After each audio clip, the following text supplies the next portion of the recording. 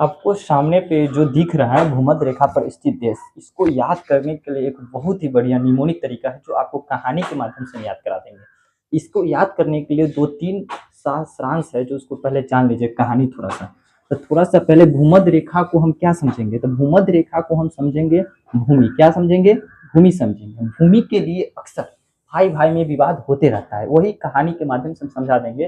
तो भूमि के लिए अक्सर क्या होता है? विवाद होते रहता है। जब भाई भाई का शादी होता है तो दोनों भाई अलग हो जाता है और इसमें लड़ाई वड़ाई होने लगती है और भूमि के लिए ही होता है खासकर। उसके लिए क्या होता है पहले सो देखें। याद हम इसको कैसे करेंगे? बहुत ही आसान तरीका है याद करने का।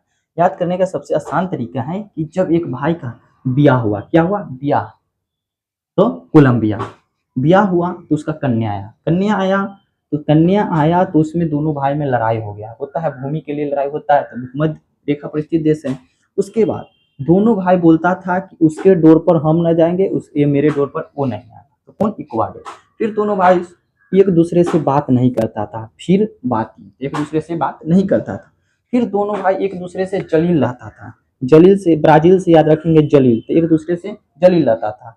और ऐसा क्यों होता था? सिर्फ माल के लिए, पैसा के लिए। तो माल से मालदीव, किसके लिए? पैसा के लिए। और ये प्रथा भारत में युगों युगों से चल रहा है, इसीलिए युगांडा, क्या होगा? युगांडा। और गैबन से याद रखेंगे बैगन। अब बैगन हम लोग कहाँ उगा जाते हैं? भूमि पे उगाते हैं, तो गैबन से बैगन। ये इंडिया, इंडोनेशिया, इंडिया सब जगह ये प्रथा चल रही है। क्या? भाई भाई में भूमि के लिए लड़ाई होते रहता है। उसके बाद ये तीन को आपको खुद से याद करना पड़ेगा। क्या? कांगो, कांगो गणराज्य, सोमालिया, साउथ टोगा। ठीक है, अगर आपको ये वीडियो अच्छा लगा प्लीज लाइक एंड सब्सक्राइब जरूर कीजिएगा।